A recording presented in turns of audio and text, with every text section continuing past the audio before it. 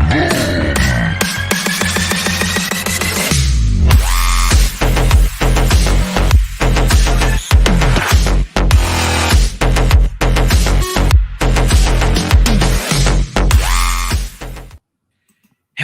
and good morning and happy Friday, ladies and gentlemen. Welcome to this week's new episode of Breakfast with Boom. I'm your host, Mr. BoomStick XL. And folks, listen, we have an outstanding, incredible group of podcasters that are going to be joining us today. We have some powerful, very exciting game-related topics. That's right, folks. This is a game show. Yes, we're going to talk about ABK to open up. There's been some shenanigans that went on between the FTC and, of course, the CMA, which has a lot of people, a lot of news organizations in Britain questioning what exactly happened. We know there's been some more rumblings about potentially the Prime Minister of the UK meeting with Microsoft regarding this veto decision by the CMA. I don't know if that's going to work or how it's going to, we know that they're going to fight it, but my God, so many games. We got Jedi Fallen Order we're going to be talking about. The last case of Benedict Fox.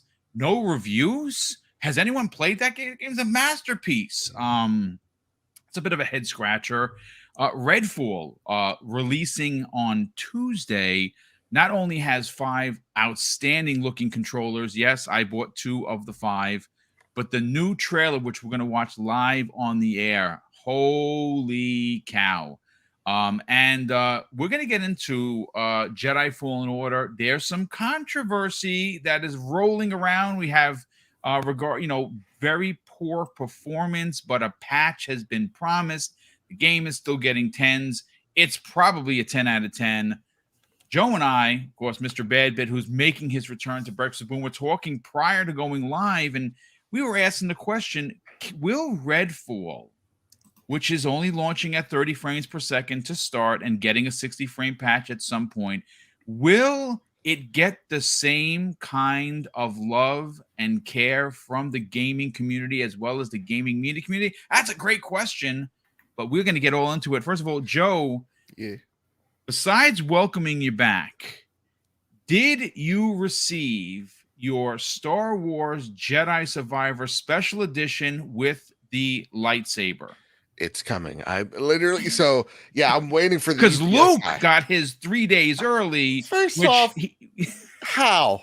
Unless he has connections, how did that happen? How did that work? And Luke? He did a great unboxing, and he had a childlike smile on his face. Yeah. Who doesn't love Luke Law? I would say you don't. I know. He's a big piece of garbage.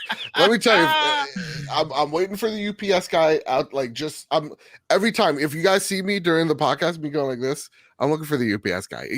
He's coming. He'll be here. I'm excited for this game that I still may have to wait a few days to play. But you know what? It is what it is. I'm happy to be here. I'm happy to talk about and probably get the chat upset about the ABK deal and all that good stuff. Listen, I've said. But I too am buying that. I'm buying the bite back controller. Oh yes, the bite back controller is dope. I couldn't resist. Like I said, I really wanted all 5. Look, the ABK deal, it's either going to get done or not. Again, as a consumer, I feel like I want it to get done. I've said this before. From a human being perspective, I want to get done because Microsoft is an amazing company to work for. It's in the top 10 of Glassdoor each and every year, and it's in the top 5. And for the fine folks that make the games that you know and love over at King and at Activision, specifically Activision and Blizzard, they were promised a dream of being under the wing of Microsoft. And a lot of these developers, who some people forget actually make effing games, Joe, were promised and stayed with Activision because of the promise of the acquisition that was just approved by Ukraine specifically. Another one that just passed, it was Ukraine said, yeah, no, it's fine. Pass it. It's passed through a lot. And the CMA, I mean, like I said, I've said this when it was announced. I think the CMA's opinion on cloud is very weak. It doesn't make a lot of dollars and cents. When you look at how much cloud made in gaming last year, I think the number was 1.9 billion dollars. And you're like, wow, boom, that's a lot of money. It is because I only have 1 billion in my bank account, so it is a lot of money to me. But gaming, folks, as a whole, made over 180 billion dollars. So, I mean, it's very, very low on the totem pole. To use it as an excuse to block this deal, which ultimately would benefit gamers in the UK, especially on the affordability aspect. I'm not sure whether you guys and gals know that their economy is a wreck. It's even worse than here. Eggs are almost $15 a dozen, from what I understand, and Boy. it's I mean, look, all I can say is if you don't believe me, go follow Jez Corden. Obviously, he's part of the Xbox 2 podcast. He's obviously a journalist for Windows Central, and him and along with a lot of journalists in that region of the world who live there, who are a part of that economy, are crying foul and calling for the CMA's head, because they're just not doing. They don't have. It appears, based on the decision, folks, that they really just don't have the consumer in mind as they should. Because again, BBC has been back and forth with article after article about how the CMA is closing the doors of UK, and people are not going to want to invest in there. And obviously, we heard what Brad Smith had to say about, this is the darkest day in 4 decades for them and the UK, and that they're going to really reconsider investing in that region of the world, which is a problem. But again, we're not going to spend an entire show talking about this. I've talked to death. I want to talk about games, folks, and we're going to talk about Redfall. I want to talk about Armored Core 6. That trailer. Yeah. Holy, I got the trailer loaded up, damn. folks, and ready for you when we get to that topic. We're going to be talking Redfall. We're going to be talking Jedi Survivor. We're going to be talking Armored Core. We're going to have a great conversation. Hopefully, everyone in the chat is here to hang out. We got over almost 300 people here. Thank you so much. But Fuzzy Belvedere, good morning, dude. How the heck are you? Good morning, everyone. Glad to be here with you, and also glad we got Mr. Babbitt with us this morning. Man, oh man, just so much in gaming news. Some good, some bad, but can't dispute that we got a lot of games to play, and already been playing or revisiting, I guess, Division since their update last week. Got GT7 had an update with some more cars. You had Forza Horizon 5 with an update with a new circuit track, and that looks dope. Looks pretty cool. Just a lot of fun to be had all around. And then we got Jedi Survivor, Last Case of Benedict Fox, and then Redfall next week. So yeah, we're in the thick of it right now. But man, can't wait to get into these topics. Let's do this. Yeah, and last night, Mrs. Boom and I were watching TV, and our J dramas and K dramas as we do. And I was on the couch using my Logitech G Cloud, playing Vampire Survivor. That game is just too addictive. It's because I haven't played it in a while, and I picked a character that I never played before, and I was like, let me go back to a character that I know. And I had like a 36-minute run. Like it's like basically crack cocaine on a handheld. And the Asus, I gotta be honest with you, that is the $699 price for the top tier. I mean, Mrs. Boom and I are saving for a house, so I can't do it unless I get rid of my Steam Deck. And I have a Steam Deck. I do. Yeah. I have the dock, and I have the memory. I have a brand new memory card, a Samsung memory card for it. So I'm thinking I might try and sell that to get the Asus or the Asus. I like the Asus because basically you're saying I'm holding a Jesus handheld, and I mean, come on, what's better it's all than in, that? Yeah, there it's like you a go. white robe on it as well. That's it. Yeah, there you go. First of all, Web Dave, welcome back, brother. How are you? I know you're going to be stepping away for a hot second to take care of some personal business, but you're going to be back here. Good morning. How you feeling? I'm feeling real good, Boom. I'm so excited to be here. Just want to say hello and welcome to everybody and in the chat and everything. It's so great to be here and great to be on with Mr. Bad Bit himself, Big Joe. Love you, man. And I love the mic, by the way. Thanks, man. You look like a pit boss. You know, I'm calling a wrestling match is what I'm doing. Good morning. Yeah, no. But I will say that the hat's all wrong. If you don't have a cowboy hat and a mic, that's right. it's not the same. So it could never be Jim. Jim Ross is the man. Who was the? That's Ross. Jim Ross. That's right. Yeah, Jim Ross with the hat. Yeah.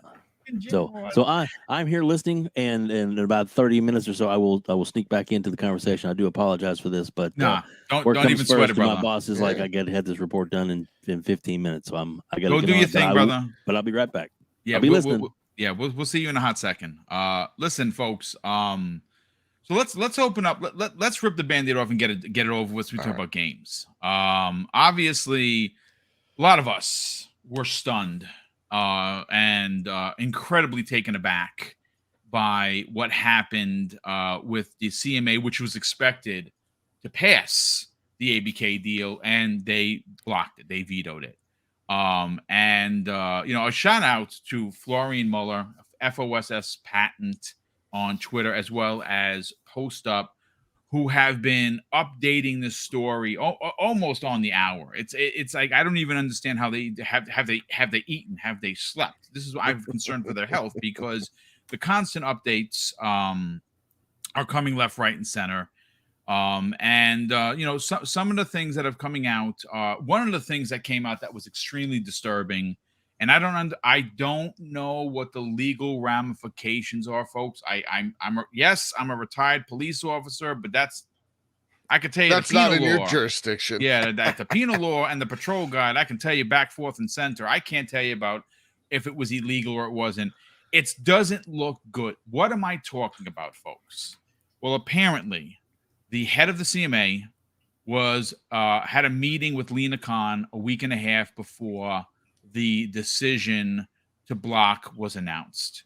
There are a lot of people in government that are crying foul. Now, the reason why I think it's an issue is during the hearings for Lena Khan's request for $500 million for the FTC to be able to continue to do what they do, because they've wasted millions upon millions of taxpayer dollars on these frivolous cases, which they've lost time and time again.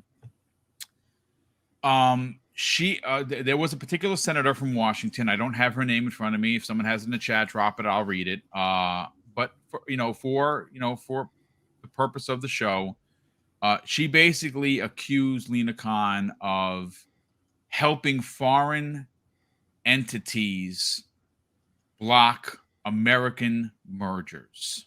Now that is very, very serious. Now I've seen I've seen some stuff like treason be thrown around. I think that's a little ridiculous. Lena Khan has an ideology that is wrong. What I agree about what her sentiments are is she wants to make sure that big tech doesn't roll over the little guys in us. And that's fair. And I think it's just. But her tactics and her behavior about ignoring the rule of law. And remember, she said this publicly. The FTC doesn't need evidence to block a merger. That's sick and that's illegal. So she has already been accused by people in Congress of working with other governments to block American mergers, and that cannot stand. So the meeting between the CMA and the FTC on a case that is being litigated you're not supposed to be able to speak about that case. I can't say what was spoken about, but it calls into question Lena Khan's ability to lead and be fair. So, enough talk about her. We have a story that Windows Central posted. And the story was originally written by let me see, I think it was Jez Corden that actually wrote this. Hold on a second, let me just, because I got to give the proper thing. Yes, it was published a day ago. It's I will add it to the show notes, so if you want it, it's a fantastic read, very well written, as usually is, by Jez Corden. And the title is Microsoft block on the Activision deal is the firm's darkest day in the UK's history. Now, I bring that up because there was an update. Now, I have heard many people say that even though the CMA has made their decisions or made their decision to block, it is going to go to CAT. The tribunal is going to either agree that it needs to go back, and Microsoft is going to be able to present more information about cloud, because I think they got it all wrong with cloud. The same way they got it wrong with the numbers for Sony, they got it wrong again. That's a fact. Everyone's talking about that.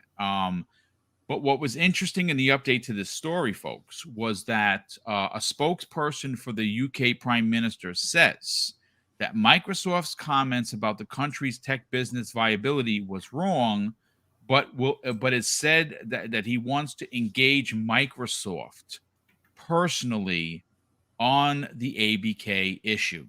What does that mean? Now, there's some people in the chat that said the Prime Minister cannot overturn it. That's not what I have read. I have read that Prime Minister can, in fact, overturn their decision if it's wrong. I don't know if this is going to see, and I think what I really want to get into, Joe and Fuzzy, is this goes beyond gaming, and I don't like getting into it, but we got to talk about it. It does. It actually does concern gaming to the point where. Do you want me to put a tie on, Boom? No. Don't put a tie. We don't wear ties. Put a tie on. We can get business. We wear jeans and sneakers here and t-shirts. I got a tie rack. I understand. Don't wear ties. I hate ties. I usually wear the clip-on ones, but I even hate those. They bother my neck. Your loss. I think the ultimate issue, guys, and chat, is if Microsoft doesn't fight back on this, what happens the next time they want to make another acquisition? Now, it's not going to be a $70 billion acquisition. This is a once-in-a-lifetime kind of a thing. Mm-hmm. But what if it's a $3 billion? What if it's a $4 billion? What if it's for $5 billion because they're buying X, Y, and Z? Whoever they decide to buy, if they don't fight back on this, they as a company that is trying to challenge PlayStation, which by the way is just unbelievably dominating, right? Their numbers for the PlayStation 5 are outpacing the PlayStation 4, not by just a pinch, folks, by leaps and bounds. Now, there was a story that came out today about PlayStation's forecast not being so good with games which is why they're doubling down on getting the consoles out there. They're making money, folks. They're making lots and lots of money. They posted a 300 best quarter they've ever had ever in the history of the company. Yep. Yeah, best quarter. So Microsoft needs to fight this so that if they want to do something else outside of ABK a year from now, 2 years from now, 3 years from now, are they going to be dead in the water and they're not going to be allowed to grow because they're Microsoft? See, that's a problem. So, Joe, I'll go to you first. Again, I don't want to spend too much time on this. I think we've all talked about it to the point of nauseum, but it is breaking. It is a new story. I do want to get into it. Lena Khan met with the CMA, and the deal was blocked. A week later, we know that the FTC sued to block. If this deal would have been passed by the CMA, we've heard that Microsoft would have closed over. I mean, do you find it suspicious in any way that Lena Khan and her views are meeting with the CMA to potentially, hey, push those views over there? So I can speak to some things with clarity. So the one thing, luckily, because I host a PlayStation podcast, I'm not always in the know, so y'all could correct me when I'm wrong about like the Xbox merger stuff. But Lena Khan was talking to, when it comes to like foreign agencies, talking to the UK and the EU about this deal, and I think it was like a senator from North Dakota was asking, well, why are you doing that? That's a weird thing to do. And so that being said, to get to the CMA's thing, I'm not a UK citizen. I don't know how their parliamentary system works from here, from our way of life. So like I can't speak to how the CMA functions. I know a little bit about like how the FTC functions, but like CMA, I totally out of my purview. Like I don't even know who appoints those people. I don't know if they're I would assume they're not elected officials, right? I don't know if they're appointed by their prime minister or anything like that. So UK folks would know more than me when it comes to that. Though knowing I'm completely ignorant to it, I started just going, okay, let me shop around. Let me go, let's go onto a CNBC, right? Let's go see what analysts are saying outside the gaming sphere, because Michael Pachter says a lot of things that end up not being the case. Yeah. And a lot of them are scratching their heads as well, because they're just like, how did this not go through? This is, even people that are like, not gamers, they don't have like a dog in the race. They're even scratching their head going, okay, if it didn't go through now, how do they expect it to still go through? How do they expect to appeal it? And from their understanding, which I can only relay, again, I'm not an expert, that every appeal that has gone through the CMA, they have rejected. It doesn't look like, and I'm going to say, look good. It doesn't look good. Like, rumor has it just a few days ago, they were talking about, we'll just roll over the FTC.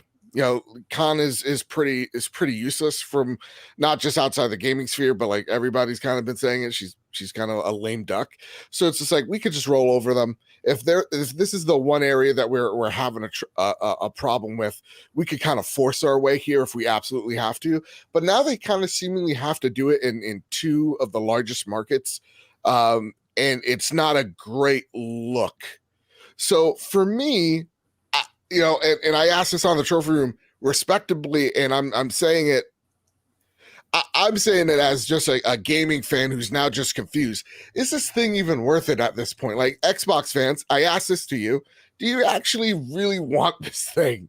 Because it seems like all the reports in the gaming side of things is just like Xbox has been very distracted by this deal. Right? It's funny. Do we want another year and a half of Xbox being distracted? Well, I know, Joe, you bring up a great point, because the great Jez Corden wrote an article basically discussing that exact point. Yeah. And he, in his article, which again, if you guys and gals didn't read it and you want me to add it to the show notes, I'll be more than happy to add an additional link for you to click and read. He said in his article, which was, again, another expertly written piece of media, that their eye on the prize for ABK is hurting Xbox and its fans. Yeah. Now, granted, I know that there are people, there's some people in the chat here that they're new names. So, of course, I want to say immediately, if you're finding the channel for the first time, we're almost at 12.2, which is awesome. We've exploded on the scene. I'm very happy with the growth of the channel. I ask that you consider subscribing, because I do this 5 days a week, folks. 5 days, Monday through Friday. You always got something cool to listen to. We don't curse, right? Like, every now and again, there's an F-bomb pops out, but for the most part, it's PG. And we don't use hate. That's the thing, folks. We'll have a conversation, and we may disagree. We may have strong opinions, but we do not use hate to further the channel. I said this in the private chat, and I'll say it again live right here on the air. I like to consider myself a good guy, because that's who I am. That's my nature. Yeah. I love being a good guy. I'd rather lose to be the good guy than win to be the bad one 10 out of 10 times. Yeah. And I said this before, folks, and I'll say it again. If I had to change the way that I am to grow the channel, to get that 100,000 subscriber thing, to be an a-hole, I'll quit the business tomorrow. I won't make another podcast ever again. I'll just pack everything up and just become a gamer. But that's not going to happen because I'm going to do it my own way, and I'm going to do it the grassroots way. But getting back to what Joe was saying, Joe, you know, yeah, you what you just said. I riled up this chat. You see what I did there? No. Everybody's talking spicy. I love it. Well, I mean, it's passionate. Everybody's frustrated, man. And like you got a right to. And again, honest question. I'm not here to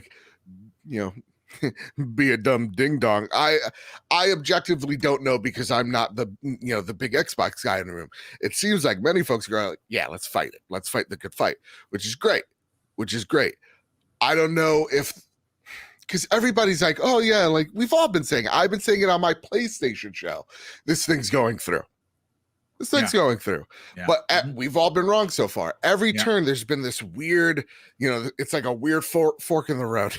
Like something's happening where it's not going the way that we've heard it should be going, right? And that's the aggravating thing. I think, like Xbox fans are frustrated. They again, it seems like from this chat, y'all want this to go through because we're tired of talking the talk. But I would say this. You brought up a great question, Boom, is what happens if this thing falls through? Well, Xbox has to change their strategy or rethink their strategy of how they acquire things. Yep. Right. That's the big thing that changes here.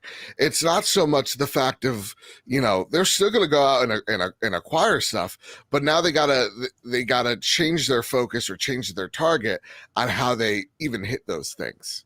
Right. So, for me, it's, that's a pretty, it's a pretty big, I say existential, and people say, what is that word? I think I'm saying it right. It's a big question that they have to ask themselves of, if this thing falls through, okay, how do we go around if we want to, buy a publisher? Because I think Microsoft's plan is they want IP, they want IP that's going to bring butts and seats. Like developers are great and all, but having Doom Guy is a really good sell because people know who Doom Guy is, right? Yes, 100%. People know who Skyrim dude is. Yeah. like those IP put butts in seats.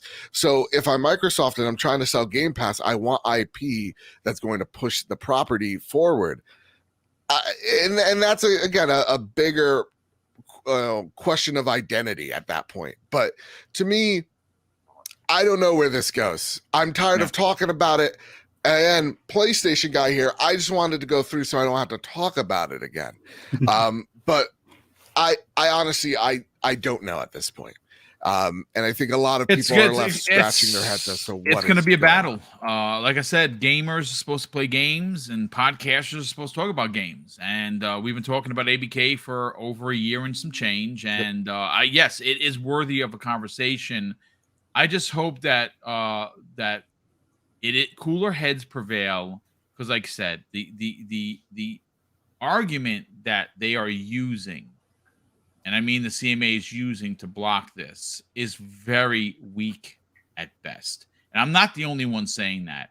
And I think worse, Fuzzy, is the disservice that ultimately the CMA is doing for the UK. Like I said, I don't want to get into the political shim-sham because we're going to talk about games in a hot second, but one of the biggest takeaways from this, and Joe said, a lot of people are like, what? I don't understand. What are we doing? Who is going to want to invest in the UK if they know that they're going to have these political sideshow? I mean, first of all, no, their own citizens don't have faith in the UK government since Brexit, and quite frankly, we've heard Jez Corden again. I got to mention his name. He's been very, very vocal about how dumb their decisions have been. They're literally just, I mean, and again, the economy is not really good.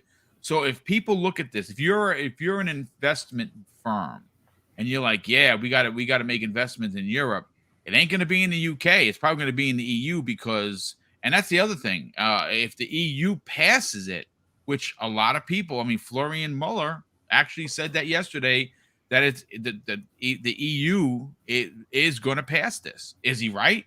Who the hell knows? We'll know on the 23rd of next month. But if they do pass it, then they have a real good shot of getting this done, because why would one part of Europe pass it and the other one say no? It doesn't make any sense. Yeah. But let's get your personal takes on Lena Khan meeting with the CMA a week prior. And again, the issue at hand here is, one, you're not supposed to talk out of the circle when something's being litigated on. That I know for a fact. And if she did, that's illegal. But more so, comes into question what that senator said at the hearings session, where she was accused of helping foreign entities block American mergers. Mm-hmm. Chris, that's a bit of a problem there, Fuzzy. Well, from a legal standpoint, if that crosses the line, as far as her meeting with like the CMA officials and things like that, then I would hope this administration here is quick to remove her from her position. I doubt that will happen, but you don't want to have that type of optics before an election year kind of thing. So it's something that they should probably take a deeper look at. I know they had the hearings more so for budgetary type stuff, but that's something that you can't let slide. But I'm not gonna. We're not legal experts, hold my breath. We have no idea. Yeah. Mm-hmm.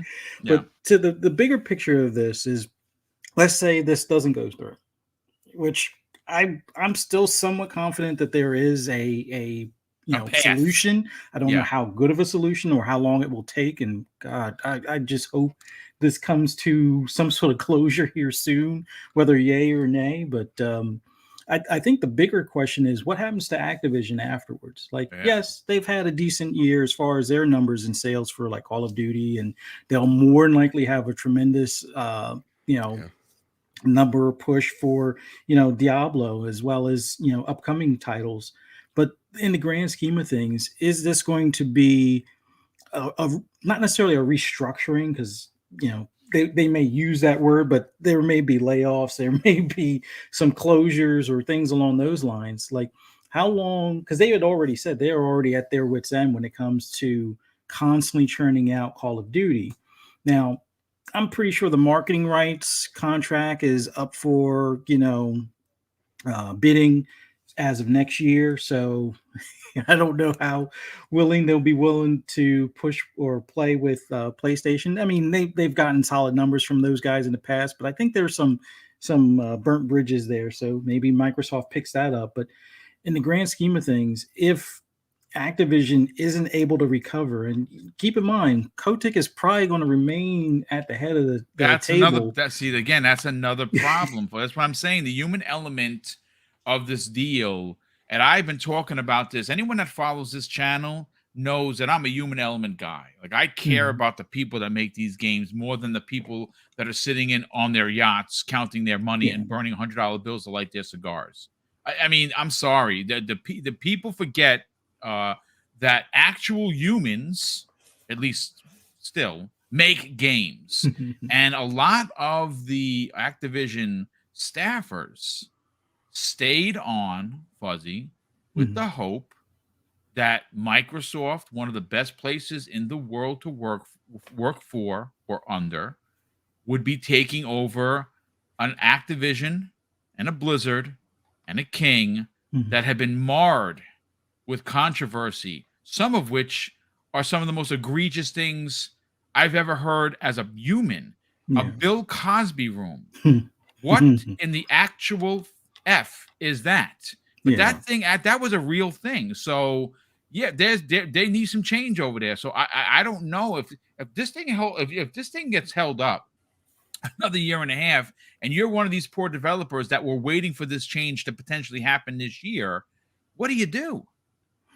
Well, I know as far as on the Blizzard end of things, they are losing some of that talent as we speak now. Yes. So it almost becomes a question of, when is the fire sale? Like, if things keep on progressing the way they are, and this drags out a lot longer, and the unionization stuff is pushed to the side, and King being in the UK, it's going to be one of those things where does Activision have to say, you know what, let's diversify, or let's close this studio, spin off this IP. Maybe we can recoup some of this before the shares drop even further. I mean, they should get a decent bump from Diablo, but yeah, I mean, in the grand scheme of things, a fire sale might actually work in Microsoft's favor. But that's the I guess the least of my concerns. It would be more so what happens to a lot of those developers, what happens to a lot of those studios and whatnot. So this is going to be something, unfortunately, that drags on longer than it should. This should have been something that, other than the scrutiny of, oh, it's $70 billion, where's my cut of it kind of thing. I think this should have been just pushed along just for the fact that it's not going to be a detriment to the business. It's going to probably pad more people's pockets in the grand scheme of things. But let's see where Activision is when this is all said and done, because I kind of feared that the fire sale would be a reality, and it's looking more and more like that might be something on the table as well, where who knows, Microsoft might pay $10 billion to get the IP for Call of Duty, and maybe they get a studio out of it, and there was eventually talks, pick up King. I know, from Activision reaching out to other publishers as like a type of merger type of situation on their end. But yeah, I think I think we a lot of us lose the human element of there are awful people at Activision, at the head of the seat, at the C-suite level, that unfortunately will be rewarded because they're going to get their golden parachutes. But the silver lining is that they're no longer there, and hopefully, Xbox, Microsoft, and co. put in folks in place that are going to clean that place out, and also at the same exact time infuse them with cash so that they can expand their teams for things like Call of Duty. No, good stuff. I mean, listen, Dave, let's get your final take on this, and we're going to get into Jedi Survivor, as well as we're going to merge that with Redfall, because we have a lot to say on that. Dave, let's I'm here. The question that is being asked by many people, and again, not just gamers, we're talking about politicians, we're talking about news anchors. Why did Lena Khan meet with the CMA, and was that illegal? That's the question. What are your thoughts? Well, the thought on that, illegal, I don't necessarily know that it was illegal. It depends on her intent. Some people are speculating that because that the FTC's case is weak, and that the CMA came out and said that that they weren't looking at that particular angle anymore, which is what Sony had brought up, that basically, and this kind of came out of left field for a lot of people that are looking at especially when you look at the 400 pages, a lot of stuff's like, why didn't you mention this before? And, Microsoft's doing this, and this, and where did some of this stuff come from? That maybe it was kind of a scrambling, that, she's, you help us with this, we'll help you with this. I don't know if any of that's true. I don't know if there's any way to prove any of that. If it is true that that there's some kind of collusion, then it's not good. It doesn't look good for us. It definitely doesn't look good for her. She needs to go. Right. But that's on that point. It's going to be hard to prove that anything was done that way. Do I think as a person who wants the deal to go through, then no, I don't think it's fair. But as a person, like Joe, who probably is pretty neutral as to whether it goes through or not, he doesn't bother him one way or the other. It really doesn't. I play Diablo no matter what. Right. Right. I don't care what. But on that point, one thing that Joe did say, "Are we tired of it yet? Are we done with all this?" And Joe, my big answer from everybody that's a big Xbox fan is hell No. Finish We'll see, the dude. fight to the Yeah. death, all the way to All the right. end, man. We're going to the end. To the Okay. end. All To the end. There's no stopping this, man. If there's any way at all, there's any light at the tunnel, Yeah. this is gonna get done. Well, And we'll it's just have going to to get see. into a Chips it's are going to gonna get fall into where a they realm, may. Dave, where politics is going to really play a huge aspect into this, especially for the UK, who is struggling financially, and people are pulling out of the UK left, right, and center because of how strict some of their things are, and they're investing in the EU. And the response by Microsoft is like, it's like a non-threat. It's like, hey, listen, you don't approve this, we're not gonna shake hands with you as much. So take that as it's them kind of going, well, then we're not going to, people may lose their jobs. Who knows? We may just move out of here entirely, or we'll stop throwing money into this and we'll stop growing jobs here. Like it's kind of like a veiled threat, if anything.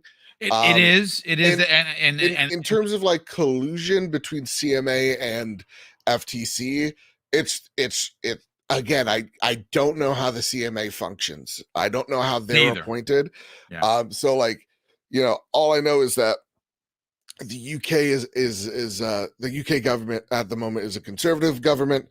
We have a left-leaning government here, and so like to see someone who is, I think, Lena Khan, more left-leaning than most people, to collude with someone that is totally against your own ideology and thinking, like on the other side of the aisle. I think it's a hard thing to. I think she's been vilified because people think she's bad at her job. And I'm listen again. The common theme is she is. I don't know, because I don't know any of this. But like to me, it is. What's happening here is still confusing, and I think Jim Ryan is patting himself on the back for doing nothing. But like I said on the trophy room, Jim Ryan is going to go into his utility closet, right? He's going, okay, so they don't care about the console thing. I lost there, but let me go into this utility closet. I got a bag of wrenches just lying around. I'm gonna take this bag of wrenches and I'm gonna just start throwing it in this cloud thing. I'm gonna start giving the CMA ammo to say, hey, listen, this is what a stranglehold Xbox has here, to muddy the waters more, because that's what Jim Ryan has been out to do from the get-go. Yeah. So I don't know, man. It's all messy. I'm sorry I cut you off, Dave. No, that's all right. No, listen. Look, at the end of the day, everyone had great points. We are done with this conversation. We're talking about games, but I got to catch up on the super chats before we get into the Jedi Fallen Order controversy, which again, I can't wait to play. It's one of my most anticipated games of the year. But there's some performance issues that are plaguing. ACG specifically talked heavily about that. And the game is sitting at an 87 meta. It's gotten some of the highest scores of the year, with a lot of 10s, a lot of 9.5s, a lot of 9s. And we're going to then transition into another game that I've given it smoke, but I'm not going to not play it on Tuesday, and that is Redfall. Redfall is releasing at 30 frames. Doesn't have a 60 frame mode at launch. A lot of people were upset. I was very disappointed. I said it. I'm fair, folks. I don't pile on the rabbit for clicks, but I will give smoke where the smoke is due.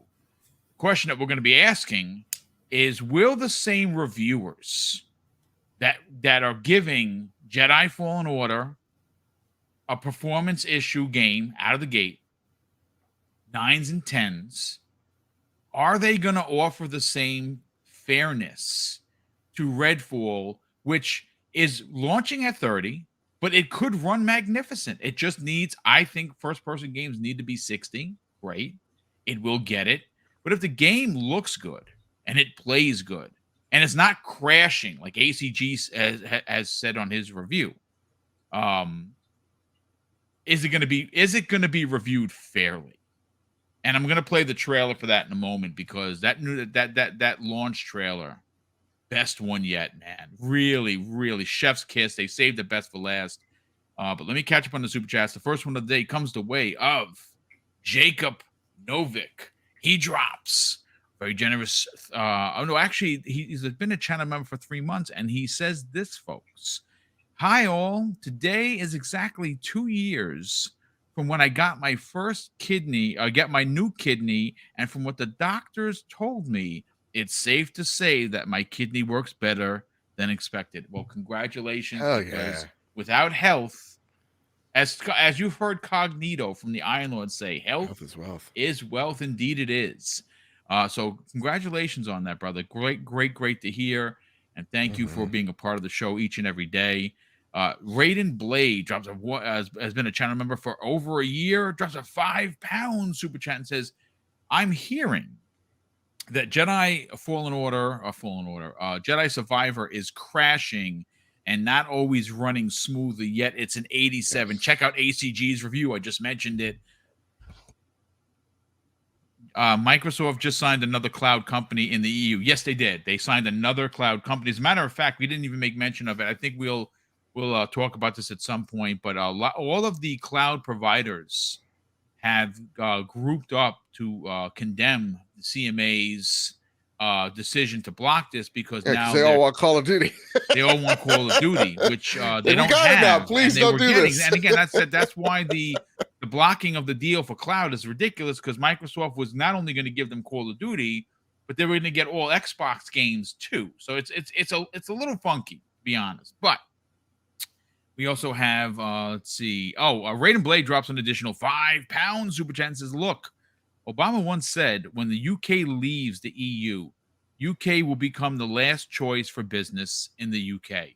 CMA is not doing their job. Protect consumers first. Absolutely fantastic point and great quote from President Obama. Jacob Novick drops. Let's see. Okay, so that was there. Thank you so much. Well, voice, if you don't mind. Yeah, what's that? Can I read that quote in the Obama voice? Yeah, please. Go ahead. When UK leaves EU, the United Kingdom will become the last choice for businesses in the UK. The CMA is not doing their job. Great quote, President Obama. Great president as well. Listen, I'd like to thank Sasha Malia. We have here Brett Bingham drops a $2 super chat and says, Sony CEO announced today that the budget for their acquisitions funds moved to 20% year over year. I mean, you know, they haven't been selling games really. I mean, they're selling games, but they're selling consoles. They're making money. I don't understand what they're limping about. They just need to, Spider-Man's gonna sell 10 million copies in the first week. I can guarantee you. Raiden Blade drops a £2 super chat and says CMA is telling the world we're close to big tech. Yeah, they kind of are. I agree there. Duty Paid has been a channel member for 1 year. Thank you so much for that, brother. He drops a £5 super chat and says, keep it up. Indeed, we will here. Thank you for the generosity, Duty Paid. Jonas the Dad. Jonas, what's going on, brother? He drops a $2 super chat and says, Xbox drops $40 billion to make ABK Forever second party exclusive. I mean, they could. They definitely could, but I don't know, man. I don't know what happens here. But let Joe, let's talk Jedi Survivor.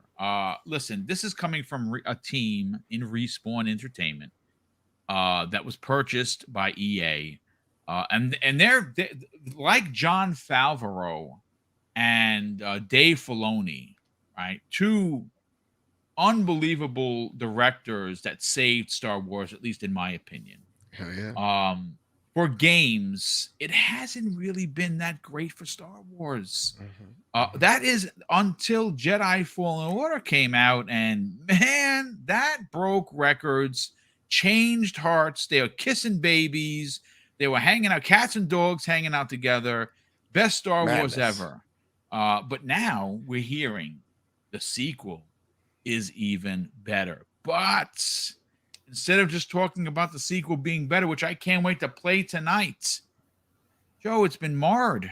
Yeah. It's been marred in controversy because it has a ton of issues, and it's a little disappointing, but the game is still sitting at an 87. Let's talk about it.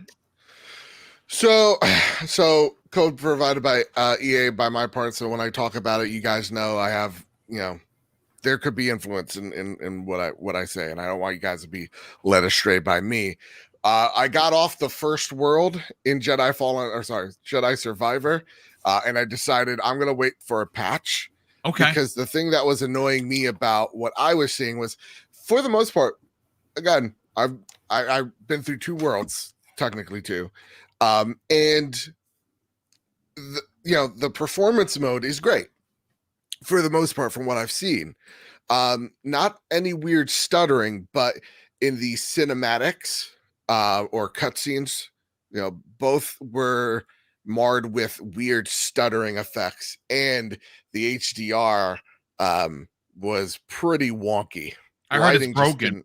Lighting's just not. There's something off. One of the characters talking to me had like no textures to their face. Oh wow. Or hair. And immediately I was like, and that person's gonna die. And immediately they did. Because I'm like, that person's not important enough. They don't have a textured face. And wham bam, thank you, ma'am, dunzos. So you're saying they were the red shirt guy on Star Trek? Yeah, you're not textured red shirt guy.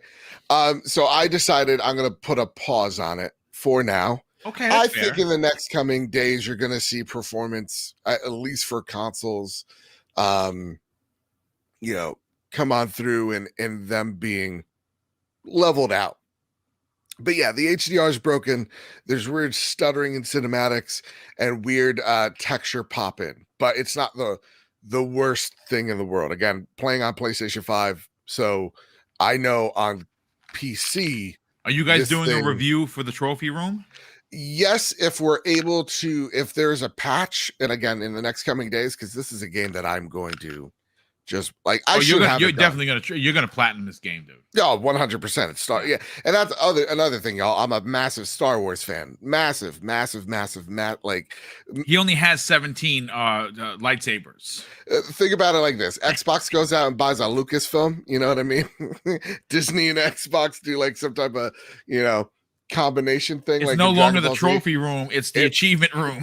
Exactly, it's the achievement hall. Green lightsabers. It's like it really becomes that simple for me. If there was ever like an exclusive, like, oh, there's a Star Wars thing, okay, I'll go there. Like, it's that simple. So yeah, no, we should be having a review pretty soon, but if it is still this way in the coming days, that would probably be our insight for now on it. Okay, so you do like a review in progress. Yeah, think of it like a review in progress. Now, that being said, though, the state of reviews is a really tricky one because a lot of it is built off faith. And this is from someone that's been on both sides of the aisle, both person handing out codes and the person that receives the codes. Gotcha. So in terms of, review codes, they're usually tiered based. So you give the biggest, media first, the biggest influencer second, all that stuff. And if a game is coming in hot, you're going to see codes come out later for that thing. That's just how it is, right? When it comes to performance issues on or the reviews on Star Wars Survivor, I'm gonna always say Fallen Order. You're kind of doing things off faith with the other partner. So usually you're having email threads with whoever is on support for you. So you're like, hey, listen, I ran into a problem here. What's going on there? Right? I ran into an issue here. There's a hiccup there. And that person will tell you, hey, listen, there is going to be a 1-day patch or day 1 patch that is going to fix X, Y, and Z that you're having. So probably what I would say is reviewers were running into problems and they were asking their PR rep, and the PR rep's like, that will be addressed. That will be addressed in a day 1 patch. I see a lot of reviewers go, hey, just so you know, we ran into this here, but it, giving them space. EA said that they would have a day one patch for this. So then the fall isn't on the reviewer so much as it's on the developer, because not to say they outwardly lied, but wires got crossed. So that's probably what happened here, because Star Wars is such a incredibly immense IP that when it comes to like, why wasn't there reviews for Benedict Fox? I could tell you, I saw people just get reviews and then, just get codes. Just get codes. Okay. And that's not on IGN. That's on the publisher, whoever, or the developer. Yeah. Mm-hmm. Yeah. So, and then if you're also like IGN or any type of site, you go, in the case of Benedict Fox, you go, okay, am I going to spend a couple $100 to have some person review this? Right. Usually it's like $200. Someone review this. Right. Well, I don't know rates. I should say that. I pay someone money to review this thing that I don't know if I'm going to get my return out of it because Star Wars is here. Mm-hmm. Right. So that's probably why you're not seeing, the Benedict Fox reviews as of right now. Is there's a good chance that game's also running really hot. And there's a good chance that they handed out reviews at the very end so that reviewers are done reviewing Star Wars and they can review this game. And so because it's on Game Pass, they'll get some second wind, maybe like Monday, Tuesday, Wednesday next week. But yeah, it's troubling how hot this game came out, and it's right now currently on Steam rated lower than the Last of Us port, if I'm not mistaken, which also ran like doo garbage. Steam Deck Joel is a sight to behold. He's homeless. And then to go to your Redfall thing, I'm really concerned. I'm still hyped for Redfall. I understand it's 30 FPS, a tier mark. I've been excited for this game since day one. I've been on record saying, and I still am, more excited for Redfall than I am for Starfield. Redfall looks 100% my jam. Arcane is a developer that doesn't miss ever. And you can bet your ass I'm going to be talking on the trophy room next week as well, because it's a game that we've both been really excited for. But I'm also concerned of how that game is going to be perceived by everyone, because it's been so marred by Always Online, though they said that they're going to be taking it out eventually, marred by the 30, not 60 FPS, so much so that 60 FPS was promoted in their videos and also put on the box. That it worries me, right? Because Redfall is unfortunately not a known IP like the likes of Star Wars. Right. And that you get people, again, I have a Star Wars bias. I say it openly. I love Star Wars, all of it, every single portion of it. I love prequels, sequels, all of it. Love it. So like, you're going to have people that have a bias no matter what. Redfall is coming in. It's a new IP. It has no fans. It has no nostalgia. It has nothing behind it that's going to make people go ooh and ah immediately when opening that title screen. So I am concerned. Is this game going to get a fair shake? It really comes down to how optimized is it at launch. So if it is 30 FPS, but there is not a frame drop in sight on both Xbox and PC, you're going to have a swell time. I think this game will have a good chance at success.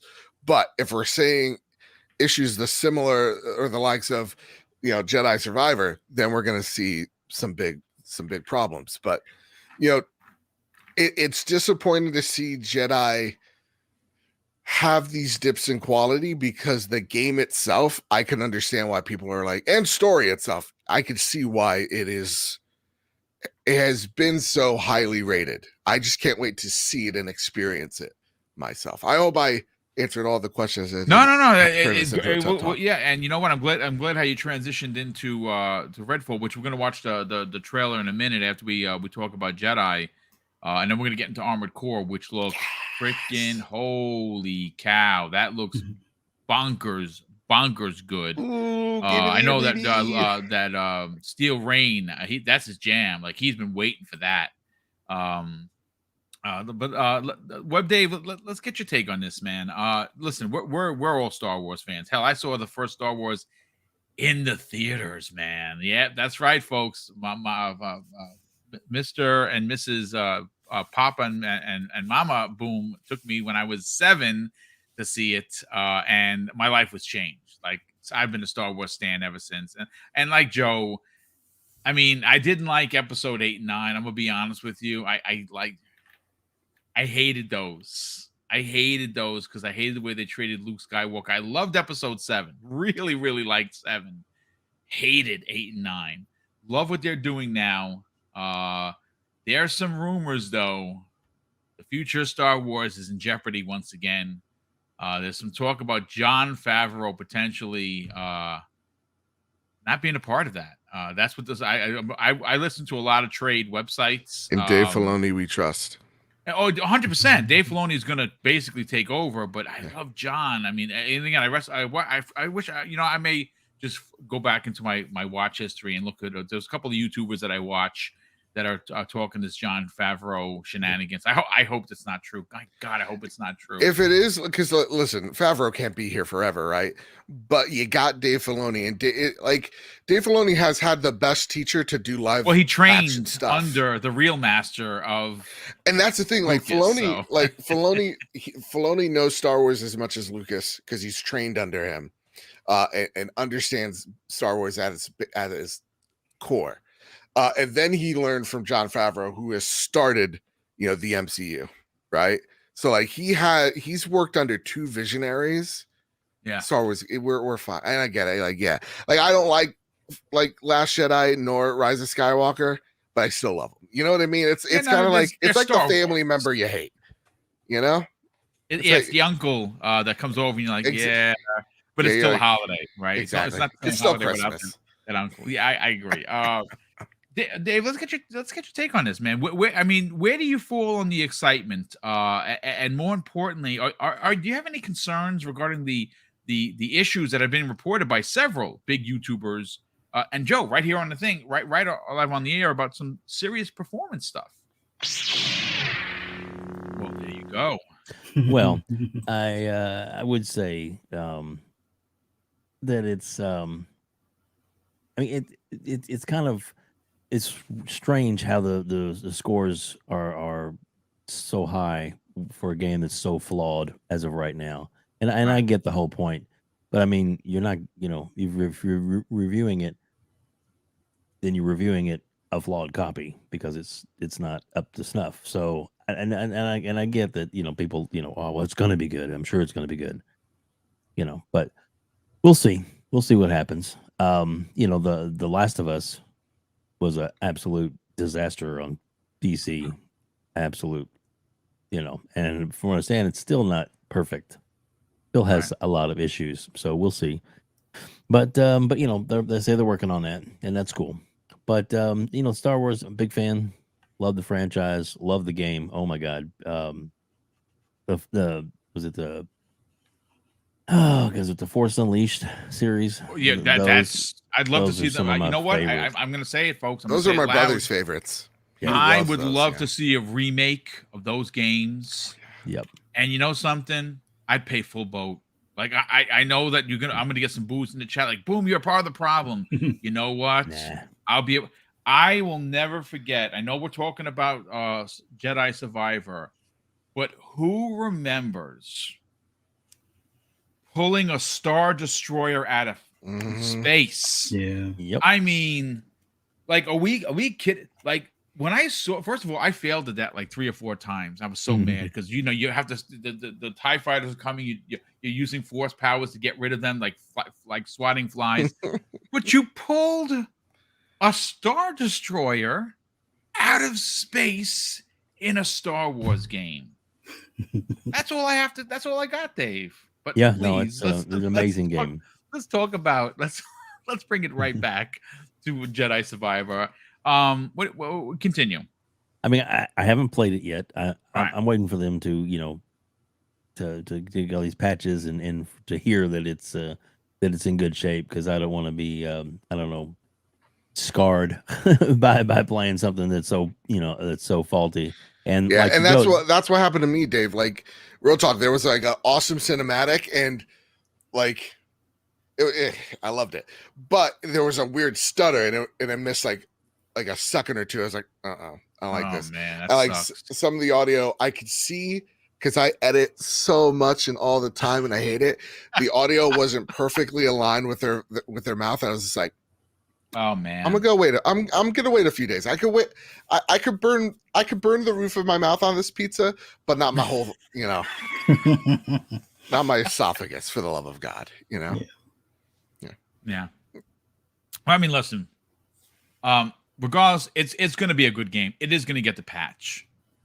But Dave, we're going to watch the Redfall trailer. And again, I don't want to sound like I'm picking on the media, because I don't really even name sites anymore. Not because I'm afraid of getting blackballed. Like, IGN knows I don't like them. That's fine. They don't even know who the hell I am. I don't like IGN. You don't know if they'll exist tomorrow. I could care less. I don't like the way they do their business. I'm sorry. It is what it is. At least I'm truthful. You can't say that. Boom. That guy's a shill. He shills for copies of games, or he shills for getting some from IGN on the. I could care less, dude. Like I said, I'm doing real or organic growth. I am actually putting in the work. But with all of that said, Dave, one of the things that I find a bit disturbing with gaming media is, and again, this is not everybody, folks. We're not putting everybody under an umbrella. I don't like doing that. But it seems like Xbox games lose a point almost immediately for being exclusive to Xbox. Now, Redfall in particular, Dave, is coming in with a significant amount of controversy. Now, one of the big things was this was supposedly coming to the PlayStation 5, and when Microsoft bought Bethesda, they said, kill that version. We're keeping it on Xbox. Yep. Which is the fair thing to do. Exactly. And then, of course, there was some tethering concerns. They fixed that. You could be 4 different people on 4 different parts of the map on a multiplayer game. I don't know why you need that, but you can do it. And then the 30 frames thing came in. Now, I'm going to be fair here. I'm going to play the game. I've already told you I bought 2 of the 5 controllers. I may go back and buy the other 3 at some point because those controllers are effing gorgeous. And I was very, very honest and earnest about my disappointment with the no 60 frames at launch. I never said I wasn't going to play the game. I said I will play the game, and if the 30 bothers me, I'll do what Joe does. I'll just wait for the patch because I'll play something else. It's like 18 amazing Game of the Year contenders, Yeah, that's really I'm 40 plus hours into Ghostwire Tokyo, and I haven't even made it to chapter 4 because my God, those side missions, I can't stop doing them. But I'm expecting it to run and look amazing at 30. Is Redfall on Tuesday going to get the same love or the same leeway that Jedi Survivor is currently getting, Dave? Well, what's your feeling on that? Well, I can only hope that the people that review it will look at it and be fair. But there's a lot of talk of the some of the systems, some of the review sites that are out there, Metacritic and such, that they need to look at how they do it. But a lot of times there are quote unquote fanboys that might go in and just throw up an incredibly bad review. We've seen that clearly that has happened. Yes, before for certain games, and so that's sorry, Sith Lord is got some really good super chats for you. He's pretty funny. But they're yeah. But whoops, one too many things there. I highlight one too much. Sorry. But yeah, no, it's so I don't know. I hope that it's going to be fair. I'm looking forward to be. I mean, the new commercials and stuff look really good. I'm going to play it at whatever frame rate it is, and I'm sure I'm going to enjoy it. Will I play it again when it's higher frame rate? I mean, from what I understand, even if you go through and you complete all the missions and stuff, it's 4-player co-op, so you can jump back on later with your friends, and still, even if you got to repeat submissions or whatever, it's still jump in and have some fun with your friends, and the outcome will be a little different because depending on your skill level of your friends, I guess. So it's replayability is going to be there. It's going to be fun. I can't wait for it. I think it's to me, it's looking really good. I don't see anything but positivity, but we'll see if it's got issues, we'll know. But it's had a quote unquote internal delay. They've pushed it back a little bit. They've set it up, and Microsoft knows how important it is, and they're helping. They're pushing. They don't get permission to just do all this marketing if they didn't think it was worth it. Not good. So and they wouldn't fly people out to do reviews and to look at stuff in person if they didn't think it was going to be a really good game and good look for them. So I have good positive feelings. We'll just have to see when it all comes out on the 2nd. Yeah, and you made mention something of marketing. I have been a stout rah-rah guy for Microsoft's lack of marketing. Not so much with Redfall, folks. As a matter of fact, yesterday on a few people in the chat, like, boom, when I started up the show, I had a commercial for Redfall. That's freaking awesome. They did something in Sydney in one of their biggest train stations on the steps. I mean, there's the marketing for Redfall, at least in my opinion, has been spot on. Exactly what I want to see from Microsoft's big guns. But Fuzz, let's get your hot take on this. Obviously, Jedi is a game that a lot of people have been anticipating. It was delayed.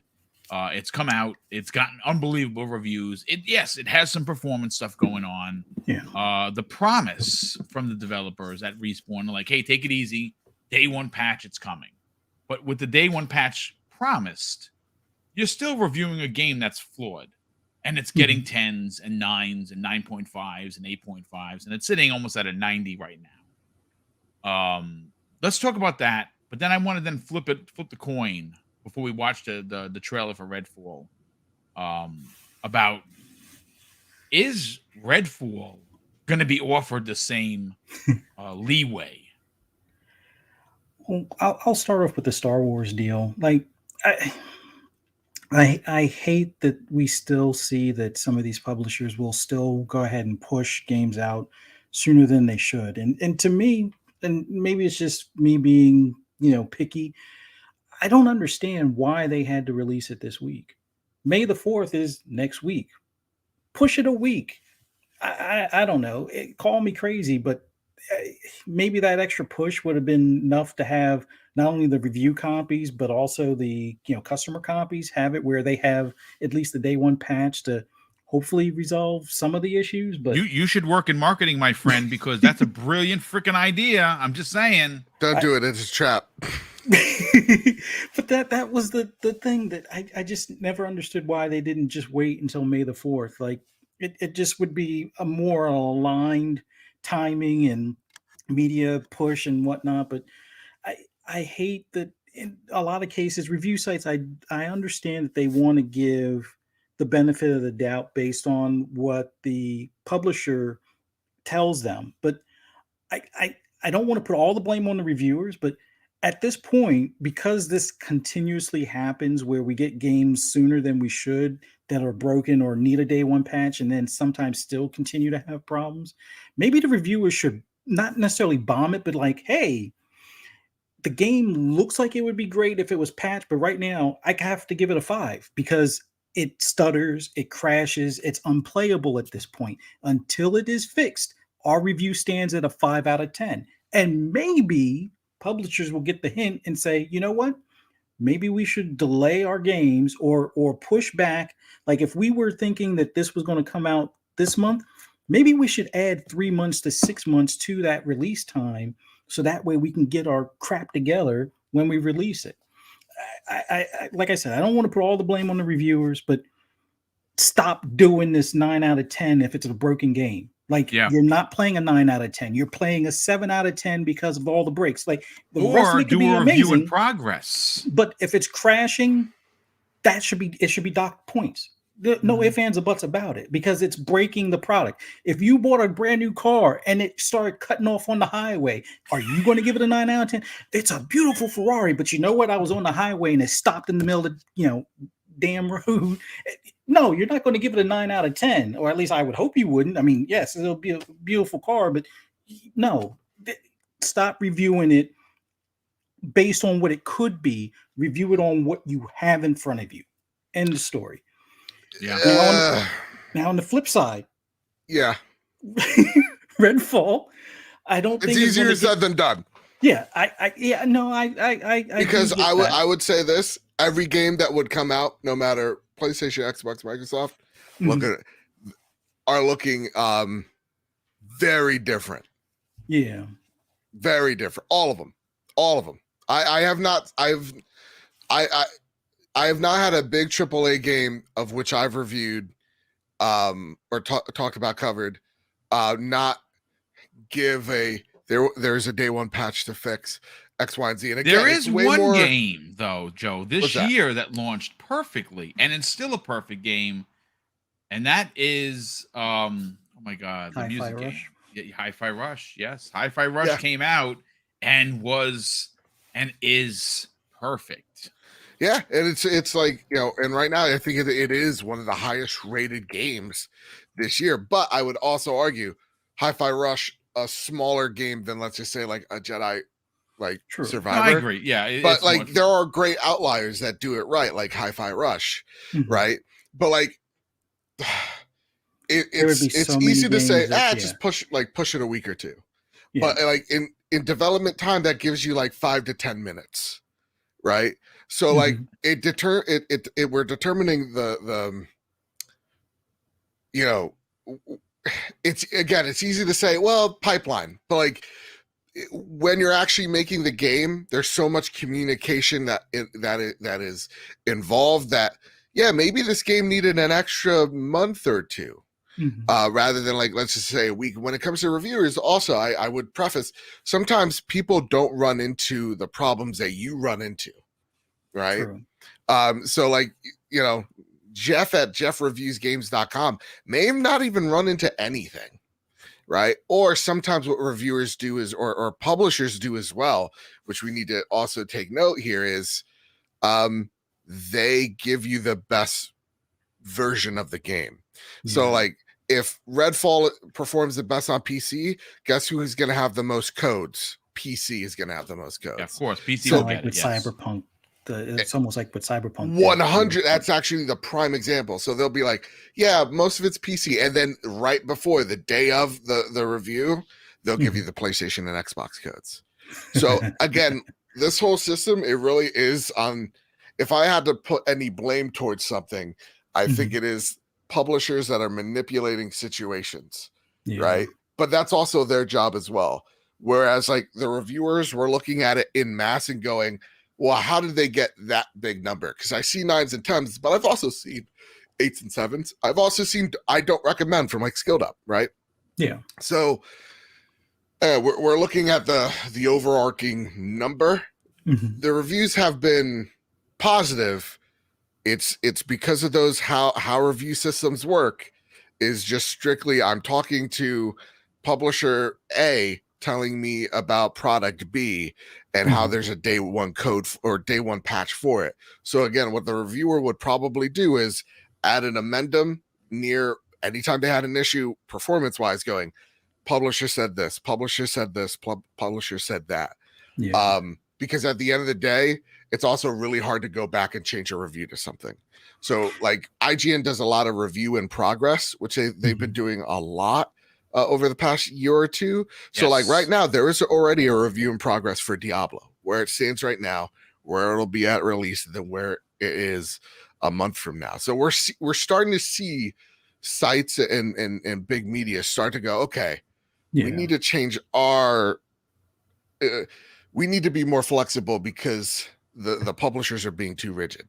And that's a process we should probably reward by, just that evolution is what will hopefully help change the publisher's approach on things to some extent. Because like you said, it's hard to go back and change a review and if we can't really change a review, having one in progress is probably the best alternative. And you'd be surprised how truthful also they are. Like, they know the product they have.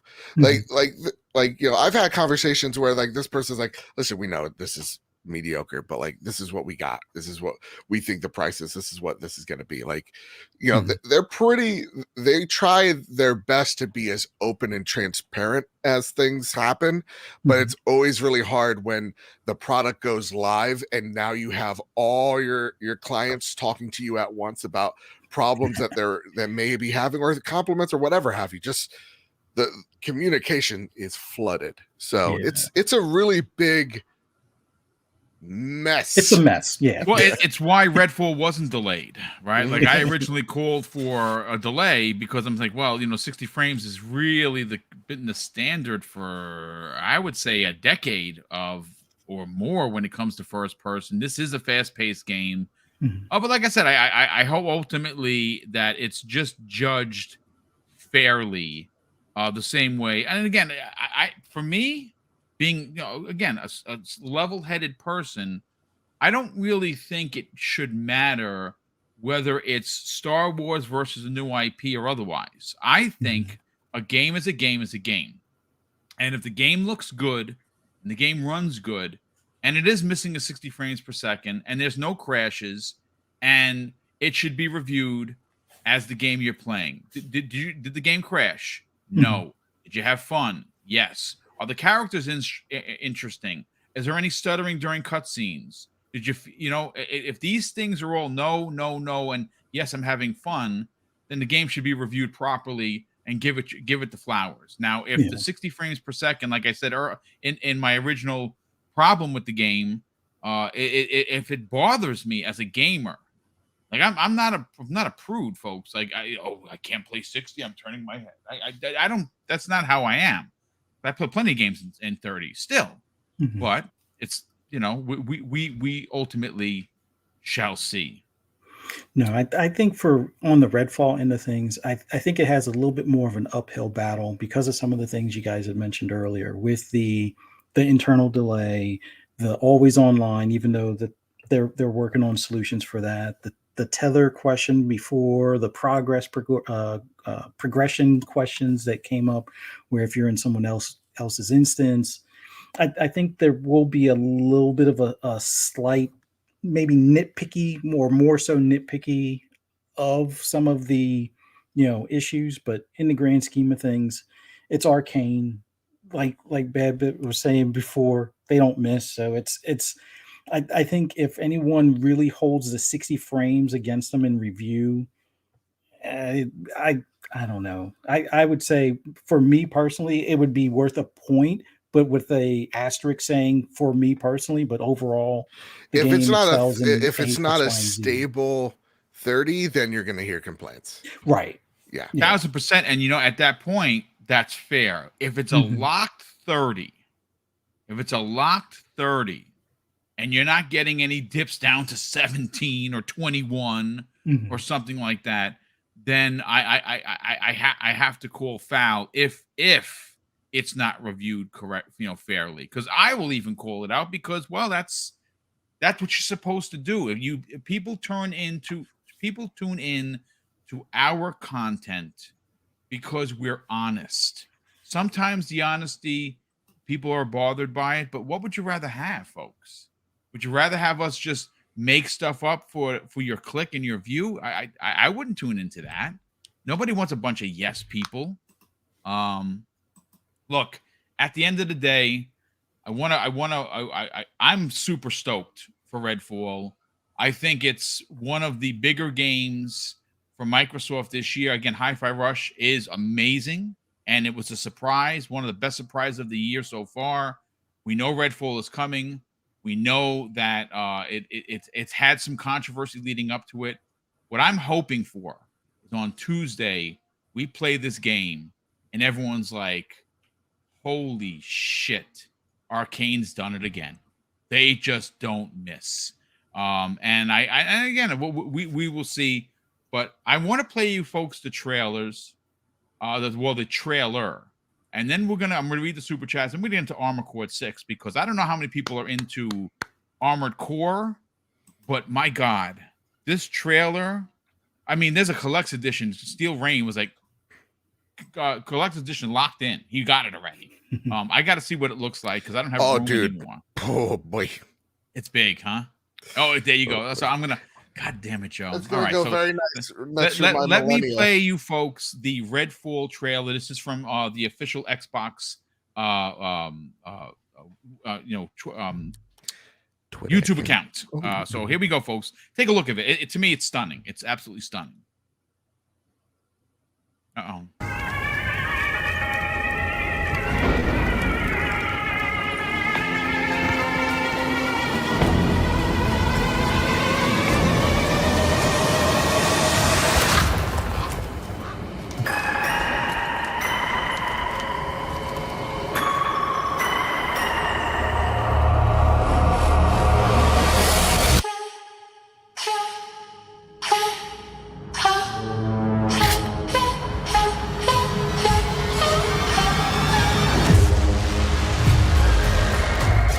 Vampires, cultists, psychic phenomena.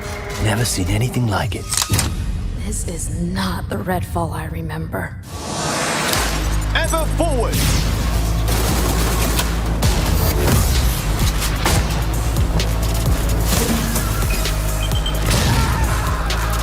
No one is coming to help you. There is no death for us. It's the four of us against the darkness. Stuttering. No matter how many you kill, Cold and damp. there will always. Folks, I'm gonna have to shut off the sound, otherwise we're gonna get flagged because it's licensed music. So yeah, sorry, folks. But it's a cover. Soundgarden will be cool with it. No, Soundgarden will not be cool with it. They will definitely flag this. So I apologize for shutting off the music because obviously we don't want. I'm so reactive. This looks so cool. Layla looks dope. She's also my wife, and also the character with the robot companion. Dude. Probably will be my main. Yeah. Those are the two so controllers. Cool. Those are the controllers Come I bought. on. I bought both those controllers. God Layla's and the dude with the robot dog, which looks dope. Those are the two characters that I want to play first. I'm probably going to play the robot dog guy first because I like the companion. I think he's awesome. I gotta see their name. One sec. So I saw her. I was like, yeah. Bingo, that's my name. This looks so awesome. Like, honest to God, this is and Redfall has been one of my most anticipated games this year as well. So I'm in on all of this. Now there is a steel is there a steel book version? I don't actually know if there's a steel book, to be honest. Chat, let me know. If there is, I definitely want to get it. I have a lot of steel books. I actually, like I said, we don't. Mrs. Boone and I are saving for a home, so we don't. I don't have like for instance.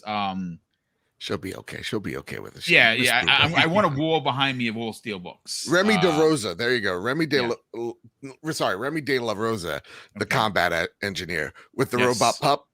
Oh, it's gonna be Xbox fans. You got one. This is great, right? Everybody, come on, clap. Super excited for this. I'm super stoked. Arcane doesn't know how to make bad games. That is very true. That is definitely very true. They don't know how. Let me catch up on the super chats, and we're gonna get into Armored Core 6, folks. I'm gonna play you that trailer as well. No Soundgarden. There's no Soundgarden. No, they need money, so they would definitely sue Double Barrel Gaming. There's no doubt about it. David Lyons drops a very generous $5 super chat and says, "Have you guys seen the new Forza trailer for the blind assist to help the blind play racing games? That's Goosebumps, awesome. Hats off to Microsoft." Yeah, that trailer is dope, and that's awesome. The accessibility that they have figured out is just crazy. I think we may even make mention of it on Monday's show, Fuzzy and Dave, because I think it's worthy of a conversation. That just think about that for a second. They have figured out a way and have worked with the blind community to allow them to be a part of gaming. I think that is just so unbelievably amazing. Like, if I don't care what aisle, what console you play on, you got to applaud that, man. Oh, yeah. The accessibility thing from Microsoft specifically with the with the controller that was out a couple of years ago, the adaptive controller as it's called, and now this, it is beautiful. It's beautiful to see. Sith Lord drops a very generous $2 super chat, and he actually does two $2 super chats. The first one, he says, performance issues feel like a disturbance in the Force. I love it. And he goes on to say on another super chat, I find big media's lack of faith disturbing. Oh, I love it. That's good stuff. And let's see, we have Smokey, who's been a channel member for 25 months. Thank you so much for that, Smokey, as always. He says, FYI, you can play Redfall on Monday evening. Can't wait. Happy Friday, everyone. Yeah, I mean, now, do I have to fly out to New Zealand? Because I have a ticket ready to go, so I may have to do that just so I can talk about it on Tuesday, because Tuesday is going to be the big Redfall podcast for the Xbox Factor podcast, because it's obviously going to be a launch day special. Pure Shooter drops a very generous $10 super chat and says, I listen to the channel all the time and just want to show my support. I appreciate the content and positivity. Brother, that's very kind of you to say. I appreciate the $10 super chat, but I appreciate the words, the kind words even more. Thank you for that. Dave Chimenti drops, wow, dude, a $31 super chat and says, I'm a major Xbox fan, and I know Xbox has a lot of studios, but if they can't acquire anything new now, it's always just the same thing over and over. I mean, am I wrong? So is there really a certain future? I mean, look, the ABK deal for me was important on two levels. One, it was going to increase the value of my subscription to Xbox Game Pass. But the other side of the coin for that, and again, this is a personal thing. Everyone's reasons for this deal is different than different in mine. I was very, very excited and interested to see these studios, 8 of them, I think might even be a couple more in there, that have been in the salt mines of Call of Duty for years, to finally shake that off and make new things. You know, Toys for Bob to get back to platformers. You know, maybe we get a Singularity 2 or a remake of 1 from Raven Software, which is another astounding studio. So I that's why I'm excited. Again, it's going to be what it's going to be. But guys, we got to talk about Armored Core 6. That trailer, which I'm going to play for you and does not have any Soundgarden in there, is amazing. You guys see me live react to the live react. Let's do it. Here we go, folks. Check it out.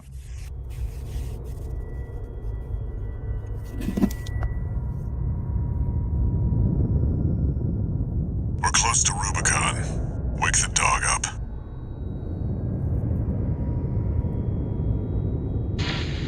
Handler Walter verified. Activating cerebral coral control device.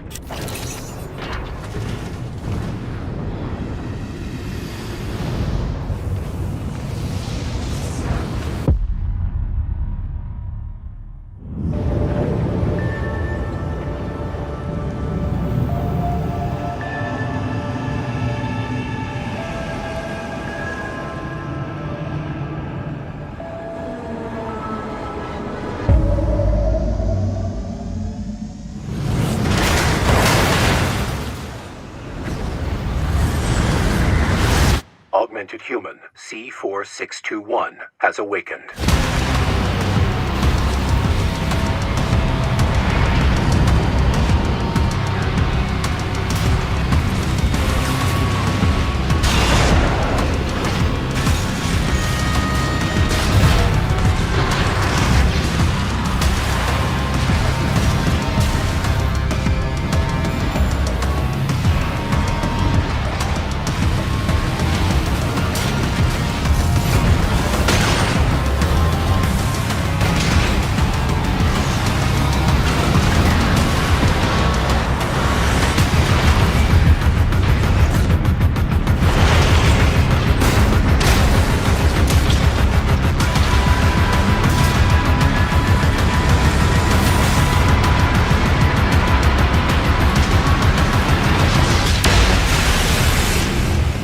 Take my money.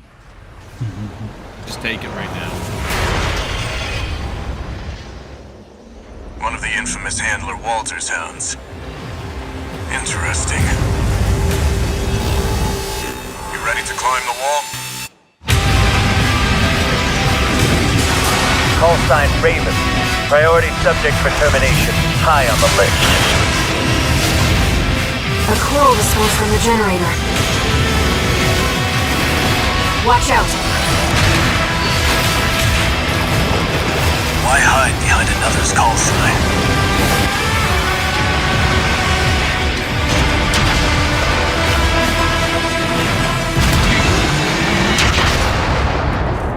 Let's see how far they can fly. On borrowed wings.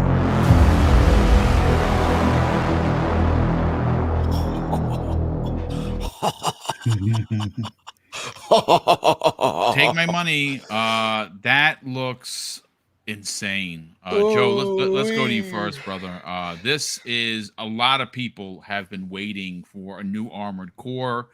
There was rumors last year that it wasn't in development. A lot of people didn't know if that was true or not because obviously the series hasn't had a sequel in a bit. And it looks like this is going to be well worth the wait. Holy cow. This is single player gaming at its absolute finest. It's got mechs, it's got bombs. You know what it almost looks like? One of those shooters from back in the days in 3D form. Like you're dodging and you're missing, and the bullet hell games. That's basically what it is. It's a bullet hell game in 3D. Talk about it, Joe. Man, okay. So I saw this comment. It's really funny. You know, back in, I saw someone say along the lines of, you know, back in like 2008 or whatever, when From Software was making, you know, Demon Souls, you know, you would have heard the phrase, the creators of Armored Core are making a new IP. Right. And now it's like the other way around. It's like the creators of Elden Ring are making Armored Core 6. Like it's awesome to see this old and beloved franchise return and seemingly take its influence from what has been, you know, the bread and butter from Software for, you know, years now, but also blend it with what we know and love of Armored Core. And for so many of us, myself included, it's a fresh experience. So for me, I see it's like, okay, so From Software is, you know, using some of the mechanics that I know, but treating it a ranged approach instead of it being, you know, up close and personal, right? It also reminds me a bit when you're dodging the bullets of, bullet hell, or even for me, as beloved it is for in my heart, of like Returnal. Some of those bosses, when you're just dodging like the swooping colors over you, it felt awesome, exhilarating. You're like, please don't let the lava touch me type of moments that, I had here. Listen, Web Dave may be asleep because he lacks class, decorum, and and good trailers when he sees it. But me, I see this and I'm like, it's $220 for that collector's edition. It's a cool robot. I don't like mechs that much. I'm not like a Gundam guy either. But like, it's From Software. From Software also doesn't know how to make a bad game. I mean, coming off of Elden Ring, dude, they only know how to make Game of the Year caliber games. That's all they know how to make now. Yeah. So like, I am hyped as someone who has platinumed Elden Ring twice, and is itching. I still can't beat that last boss, dude. I spent days trying to beat that MF, and I just can't do it. I've tried different builds, and you know what it is? The first couple of forms, not a problem. But when that thing turns and it starts floating, and why can't I use my horse to run at this thing? I'm running. I know it runs way too far away. The goddamn cosmic slug monster. It goes all the way back. This Loch Ness monster looking thing, and I have to run to it, and it's. I could use my horse for everything. Why can't I use my horse to fight the Loch Ness monster? It makes no sense. Yeah. But maybe one day I'll beat it. But no, good stuff, Joe. As always, Dave, you were so moved by the trailer, you were put unconscious. You were like literally unconscious. No, I'm looking down at my phone. Sorry, no, more text from my boss. Sorry. No, was not asleep, guys. No, we know. We're just he's just messing with you. I mean, for you, Ball Dave, busting, yeah. I mean, does Armored Core do anything for you? Are you a fan of mechs? Oh yeah, it makes me want a new Mech Assault, but Yeah, it does look good, and I do like it. Yes. You know, I can hardly wait for it. It's going to be a great game. I really am looking forward to it. From Software is an amazing company. They you know, and it's nice that they're, you know, one of the franchises that people kind of thought they put on the back burner, are kind of bringing it forward again, because they know they can make a lot of money out of it. So that's great. I think it's awesome. Really looking forward to it. Can't wait to get my hands on it. But yeah, but really, it really does make me want a Mecha. I know Mech Assault's all tied up in litigation what a and stuff shame, for too. forever. But yeah, it does. It looks good, man. I'm I ready take for back it. every bad thing I've ever said about you, Dave. The past 5 minutes. Oh, I doubt that, Joe. No, I mean, honestly, now for you, Dave, obviously you mentioned Mech Assault, and we know that Phil Spencer has talked about Mech Assault. Mech Assault 1 and 2 for the OG Xbox are phenomenal experiences. He wants a sequel, but like Dave just said, it's tied up in a lot of legal shenanigans. Like so many different people own pieces of the IP and they can't figure it out, which is crazy. That's crazy that we'll never get a new Mech Assault. Dave, are you day one on this, or is this something you kind of wait for like a sale?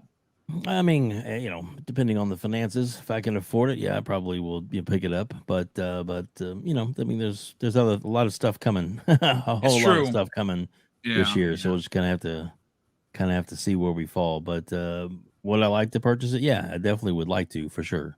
I mean, I'm an old Steel Battalion guy too, man. Wow, my son still got my Steel Battalion set, and do you really? He still plays to this day because they have the servers they have private servers that are up for that, and you can play, and it's crazy.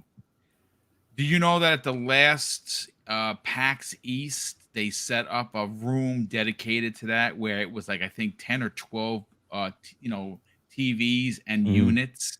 Oh, I can't believe you still have that, dude. That is worth a lot of loot, bro. That was Capcom that published that game. A lot of people don't know that. Yeah. Oh, yeah. And the first E3 I went to, we actually got to try it out before it even was announced, and that was awesome. And then they announced it at that E3, so that was pretty amazing. That's pretty epic, dude. Yep. That's when you worked with GameStop, correct? Yep, that is true. Good stuff. Fuzzy, let's get your hot take on. Okay, Armored Core. A fan? What did the trailer do for you? Definitely a fan, to the point where I'm not sure if this is definitely going to be a day one, but it'll more than likely wind up being a day one. It kind of depends on where Forza falls as far as its release, because I'm anticipating if it's not October, it might be an August release.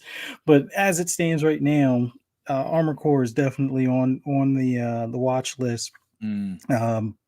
Mech Assault would be a nice thing for them to return to form, but having this as a return game, or a game that they're revisiting, it definitely it's about time we get more mech or anything that's basically a robot versus robot fighting game. It's about time. Yeah, I agree. I'd love to see it. Some people are saying, let's see, who was it over here that said something about a Sega game that was a mech game? Where is it? Chrome Hounds. Yeah, Chrome Hounds was pretty dope as well. That was actually pretty good back in the days. He's who said that? Let me see. Nicholas Lunth in the chat says Sega should revive Chrome Hounds. I agree. That was a phenomenal game. A little hard in my opinion. I remember getting, no matter what I did. I mean, I built a lot of mechs, but that game had a difficulty curve that was high. At least that's what I remember for some reason. Look, folks, at the end of the day, there is a lot of games to play. There is Zelda on the horizon, which is coming in May. I believe it's May, right, guys? Is Zelda in May? The previews. Yep. The previews, so they are glowing. Like people were able to play it for about an hour. They were able to play. I mean, listen, folks. I don't know if they're gonna have the same breakable stuff. I know it was the biggest complaint for people. My sword keeps breaking. I keep breaking my favorite sword. I didn't care. You know how many hours I spent cooking? I cooked the hell out of that damn game. Cooking was great. I'm looking forward to this game. I beat Breath of the Wild twice. That's how much I love that game. Phenomenal experience, even at 720p. I don't care. It's cel shaded, so I don't care. God bless. God bless. But listen, folks, that's gonna do it. I mean, we got to all the topics. I know we're like a couple of minutes before the 12 o'clock hour.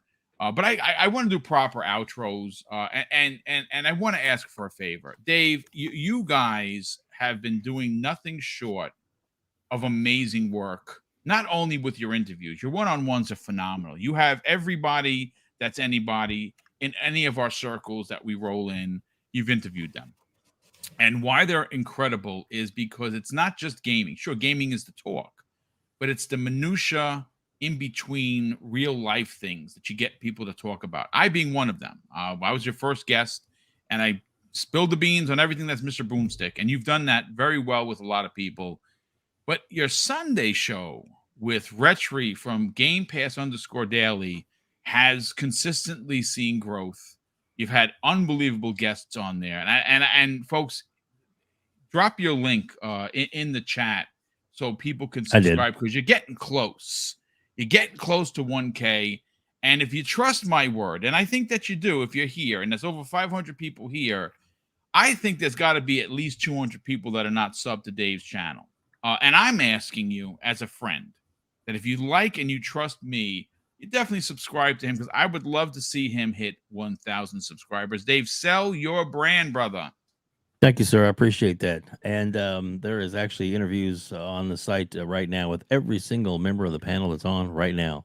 Mr. Badbit, Fuzzy Belvedere, Mr. Boomstick, and pretty much every panel member that you have, plus a lot of great ones, guests and stuff. My God, Randall Thorne 18, and Dealer. Yeah. Oh my gosh. Hargeet Johnny, Gaz, Colt Eastwood. Post Up. Oh yeah, Post Up. Well, yeah. He was one of the more recent ones. And soon to be all the Iron Lords. I got 4. Sometimes it's like just things fall into place as far as interviews go, and it's like you just have to work around people's schedules. Well, in the next 3 days, I have 4 interviews scheduled so that I can, that'll drop over the next couple of weeks. So luckily, nice. But just the way it falls, and then it was a dry spell for like 3 weeks. I'm like, I don't have a guest this week. Oh goodness. But it's just the way it works out. But it's all good. But yeah, the big thing I'll say is the show on Sunday, which is 6 p.m. Central, 7 p.m. Eastern Standard Time, and is of course after the Iron Lords. After I think Fonz is now going a little earlier than us now. So Fonz's show, if you get a chance to jump over to us, we greatly appreciate it. It's called the Gamers Council. This week's guest is Post Up, which we'll be talking all about it, and we also have the one and only Doom Cutie will be on, and she's very absolutely nice. Amazing. She's a big Forza player. I mean, huge. Fuzzy, you and her need to talk, man. She's really, really good at Forza. So yeah, it's going to be a great panel, and Retry and me, myself, and plus the nice thing about the show is that we incorporate people's questions from the not just super chats, because we don't even have super chats yet, but we actually have or you can do a speak pipe and record message. We'll play it back during the show. We're even going to work on maybe even getting some of the chat, actually just pop them the link, bring them in the show for a couple of minutes, let them talk for a second, drop them back out, answer their question kind of thing. It'll be fun. It's a participation type thing. And Boom, thank you. It all comes down to you with your encouragement and your representation and the amazing content that you put out that gives us the opportunity to do what we like to do. So thank you, Boom. Appreciate it. Listen, it's literally the least I can do. Again, folks, if you know me as a person, and I think that I put it out there on the line, it's all about not promoting. Everyone knows Mr. Boomstick is, right? So the point of having these guests on each and every week is to push them up, to lift others up. At least that's what Mrs. Boomstick and I, when we considered building a channel, it was going to be community first, which it is.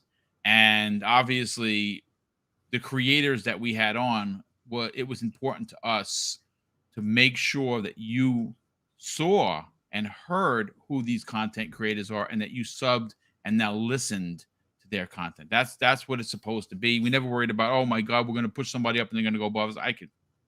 We don't care. We just want to help others. But Joe, speaking of helping, you're doing such amazing work with Kyle in the trophy room. You're hitting some unbelievable numbers on Apple Play podcasts. You guys are very high rated over there.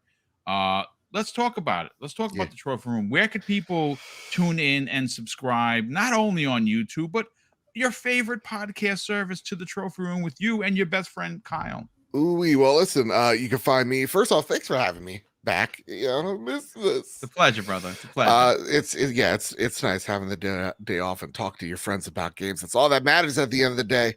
But no, listen, the trophy room, it's a PlayStation podcast made by the players for the players, where each and every Thursday, me and my best friend Kyle talk about the latest, the greatest in all things PlayStation. And the one thing that we've been getting repeatedly back to back is Xbox fans coming to our show, loving the show because it's not, console war bashing. That it's honest. It's fun. It's honest. It's fun. It's us having, just covering PlayStation and not pretending like we are the knowledge base of Xbox stuff, even when Xbox things break out. So we had a really awesome one this week where we talk about what's happening over by the CMA and actually coming out and asking the same question I asked, y'all in chat of where do we go next?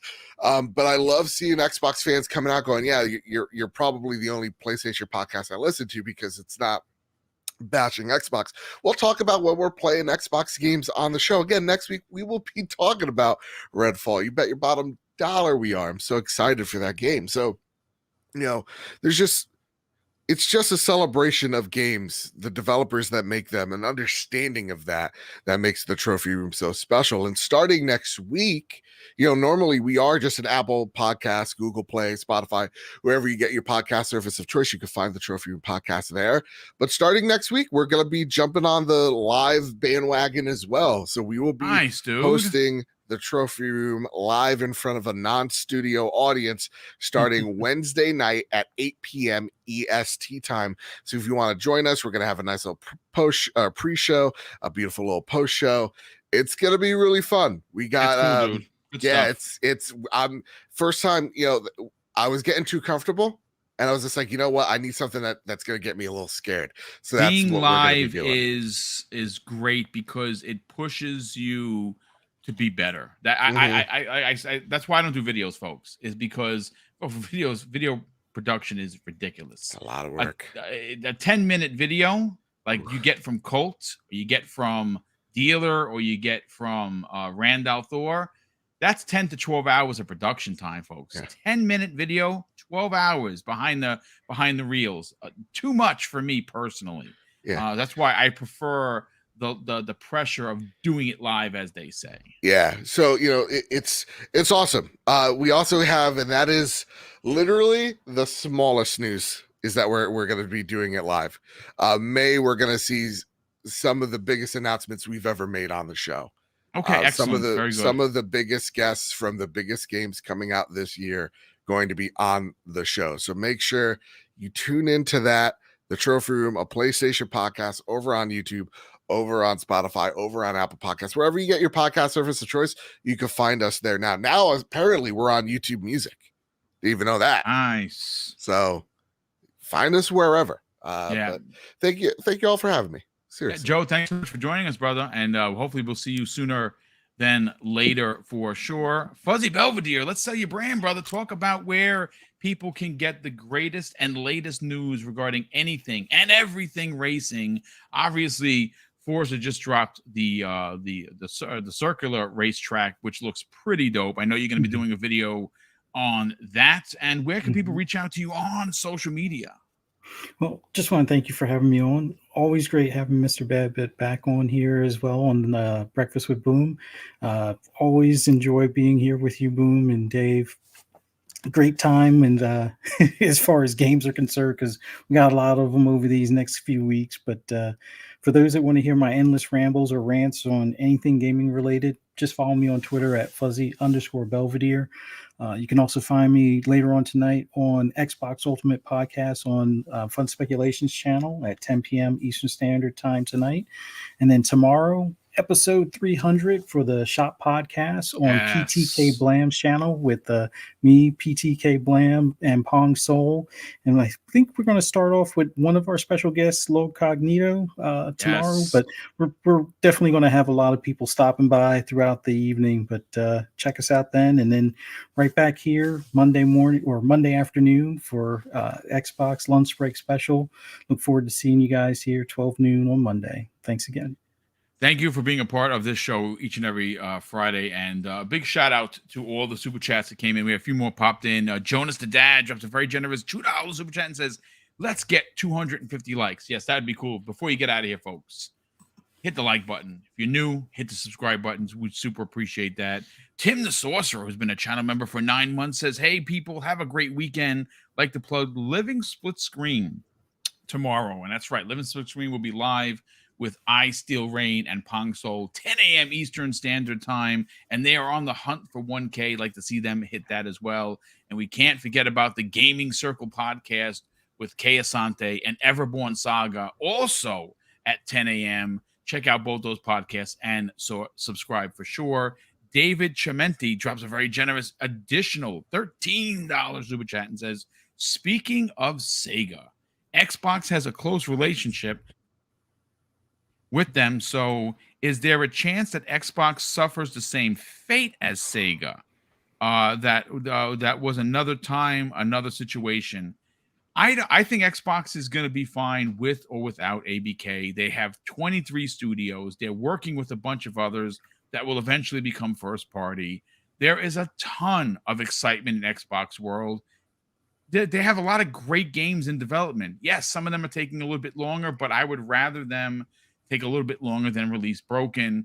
Redfall is going to be the start of it, folks. And I know that Hi-Fi Rush was, the beginning of the year in January, and that's still going to be, it's still on my top list of the year for games. Remember, folks, if I could for just a second. Yeah, jump in for us. The ABK deal was somewhat spontaneous, which is it happens seldomly. There was a plan for Xbox to get to that 100 million subscriber mark without ABK. Yes. ABK would hopefully, one would think, expedite that a bit.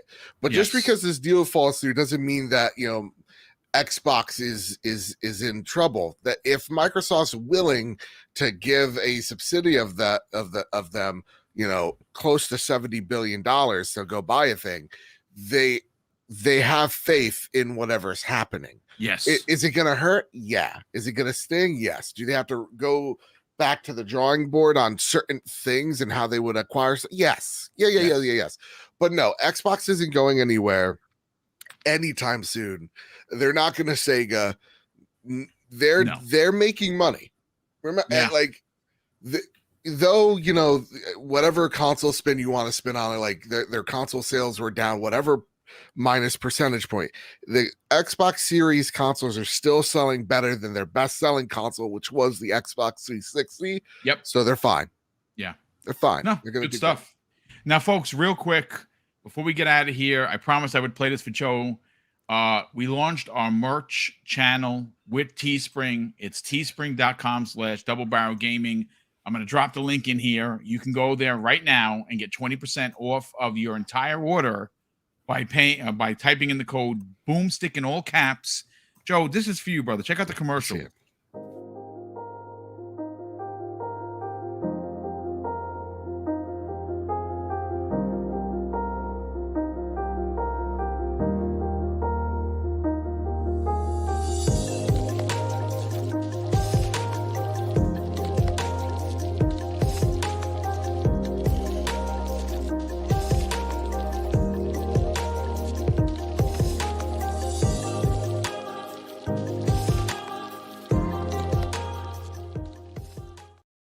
Folks, and I'm dropping the link into the chat right now. And obviously, if you want to go and get your merchandise, you can do that right. Again, if people have been asking for it, I got 6 more designs that I'm going to be putting up over the weekend that were designed. Yeah, 6 more. 6 more. Ooh, Yeah, thank oh, you, what brother. are you doing here? Clicking on this link right there. Sean Labrie is actually the one that did it. And Sean, I've been working with him. He helped redesign the entire channel.